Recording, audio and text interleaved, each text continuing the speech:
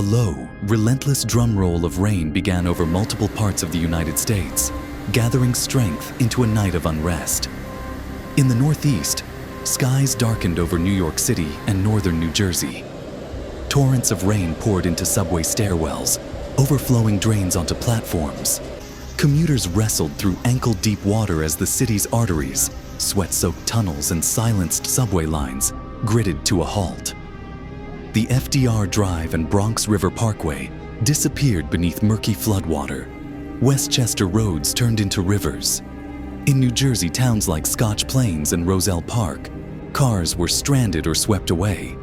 In one scene, rescue crews lifted people to safety using heavy machinery, front-loader buckets scraping against rushing currents. Governor Murphy declared a state of emergency, urging calm as crews scrambled through nighttime chaos.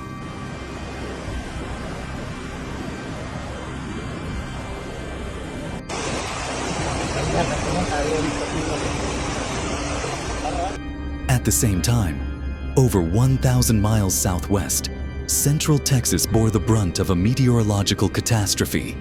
Weeks of moist air culminating in a supercharged storm unleashed more than 20 inches of rain in just a few hours. The Guadalupe River swelled, rising over 26 feet within 45 minutes, turning quiet creeks into roaring torrents. Floodwaters engulfed the Texas Hill Country, where small towns and summer camps slept through emergency alerts that arrived too late, or not at all. Entire families, counselors, and children were overtaken. Over 130 lives were lost, many of them young. Dozens remain missing. Command teams searched by boat, helicopter, K-9, and drones as relief volunteers poured in from across the country and Mexico. Officials admitted that quicker warnings through a national emergency system might have saved lives. But those alerts were delayed or absent during the worst of the torrent.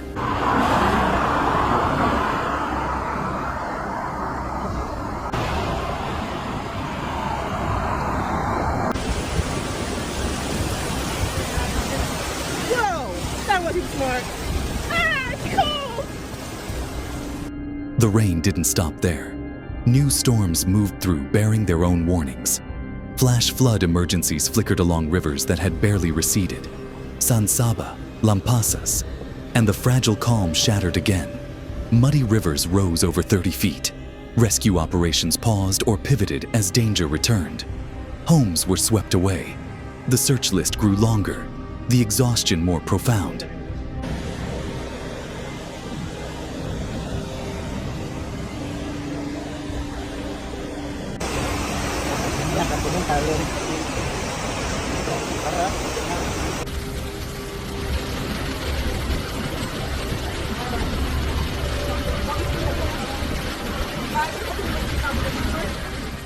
Amid all this, global bodies raised the alarm.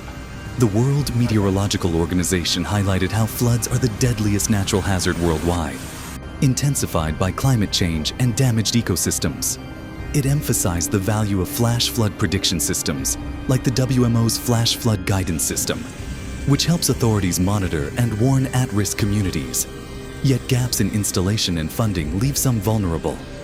In this case, the warnings fell between the cracks.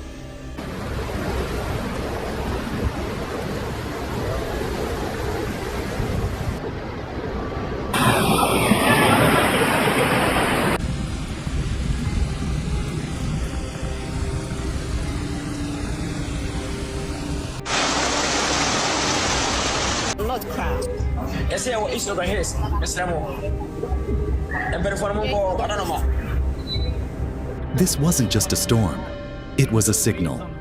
Infrastructure strained under unprecedented torrents. Warning systems meant to keep communities safe faltered or simply weren't there. Hospitals struggled with outages and evacuations. Schools, offices, towns confronted devastation. Twitter and community posts echoed the scenes. Stranded children, flooded basements, powerless homes. Officials warned residents to seek higher ground, pleaded with people not to drive into rushing waters. Yo, this is about my house.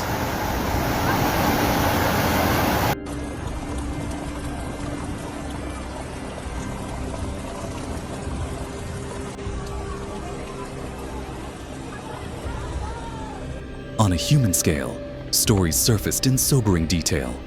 Camp Mystic in the Texas Hill Country, where the camp director and counselors stayed behind to help children, perished as water rose beneath them. A front loader lifted stunned survivors in New Jersey. Families shared grief and solace united via evacuation shelters. Every rescue, every loss highlighted not just extreme weather, but how preparation, communication, and empathy can mean the difference between tragedy and survival.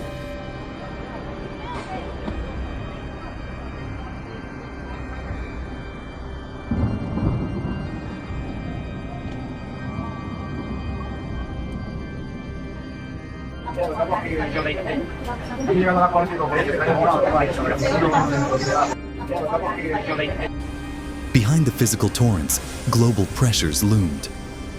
The WMO Secretary General stated, "Water is the canary in the coal mine of climate change.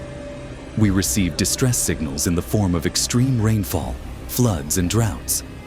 That echoed sharply, because what unfolded was not an isolated storm, but part of a broader pattern that experts warned was accelerating.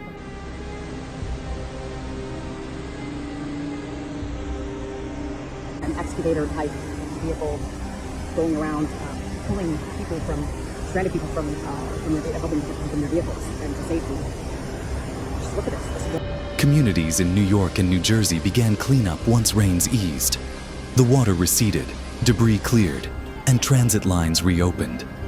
But behind the reopened train doors, there were stories of loss, damaged businesses, displaced families, and buried memories. In Texas, recovery would stretch over months or even years. Officials projected months-long search operations, long roads ahead to rebuild homes, trust, infrastructure.